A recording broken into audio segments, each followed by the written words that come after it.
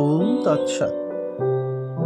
তাকে পেতে হয় কোণে মনে বনে নির্জনে, নির্জনতা অন্তরে যেখানে রয়েছেন জনার্দন।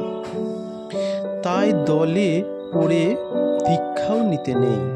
গুরুগীতায় বলা হয়েছে যে দ্বিজ বিশুদ্ধ মাতা পিতা থেকে উৎপন্ন, জিতেন্দ্রীয়, সর্বাগমবিদ, পরদুঃখে কাতর, সত্যবাদী, বেদ বেদাঙ্গ পারদর্শী, শান্ত এবং আচারাদি কুল লক্ষণ সম্পন্ন তিনি গুরু বলে কথিত হন। যে ব্যক্তি শান্ত, পার্থিব সুখে যার অনুরাগ নেই, অর্থাৎ রমণী সম্ভোগ, মাল্য চন্দনাদি ধারণ প্রভৃতি সুখে যিনি লিপ্ত নহেন এবং সমাধিগু বিশিষ্ট, দান্ত, জিতেন্দ্রীয় ও তপ ক্লেশ সহ্য করতে সমর্থ যে ব্যক্তি ইন্দ্রিয়গণকে অপারমার্থিক বিষয় থেকে নিবৃত্তি করে পরমার্থ বিষয়ে রত করেছে।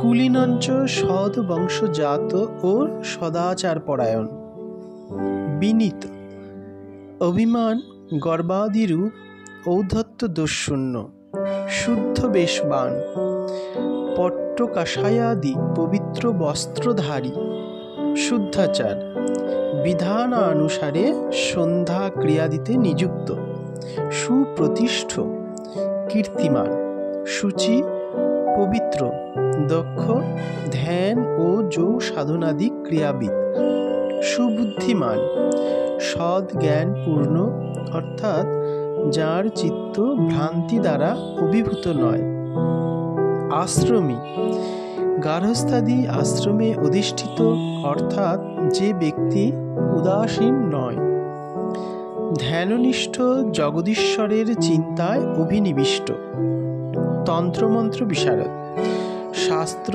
ও দেব পূজাদি কর্মে নিপুণ, নিগ্রহানুগ্রহে শক্ত, অর্থাৎ যে ব্যক্তি নিগ্রহে ও অনুগ্রহে সমর্থ, এরকম ব্যক্তি গুরুপদের উপযুক্ত মাত্র। যে ব্যক্তি জ্ঞান শিক্ষা প্রদান দ্বারা শিষ্যবর্গকে মহাপাতক থেকে সমুদ্ধার করতে এবং অভিশাপ দ্বারা ধ্বংস করতে সমর্থ হন, যিনি তপ সম্পন্ন, সত্যবাদী ও গৃহী, তাদৃশ উত্তম ব্রাহ্মণই গুরুপদের উপযুক্ত। গুরুগীতায় বলা হয়েছে, গু অর্থে অন্ধকার এবং রু অর্থে আলো। যিনি স্বরূপের অজ্ঞানতার রূপ অন্ধকারকে দূর করেছেন তিনি গুরু নামে পরিচিত হন। গুরু সম্পর্কে একটি প্রচলিত দোহাও আছে, গুরু গোবিন্দ দৌ খরে কিনকে লাগু পায়, বলিহারি গুরুদেব কি গোবিন্দ দিও বতায়। অর্থাৎ গুরুর গুরুত্ব তখনই যখন তিনি গোবিন্দকে পরিচয় করিয়েছেন এবং তাকে সামনে এনে দিয়েছেন।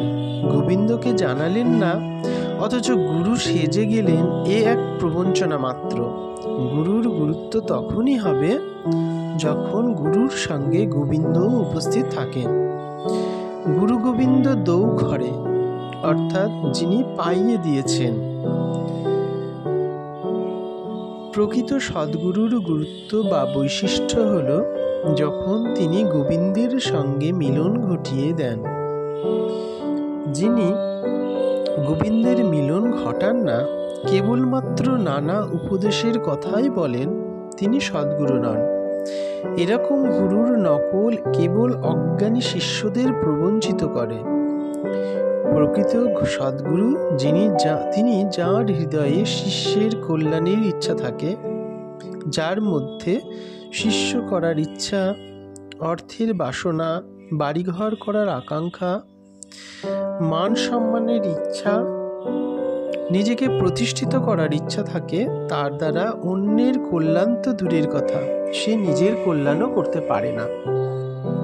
মায়ের স্বভাব হলো নিজে না খেয়ে থাকবেন কিন্তু সন্তানকে ক্ষুধার্ত রাখেন না। তিনি নিজে কষ্ট সহ্য করেও সন্তানকে পালন করেন।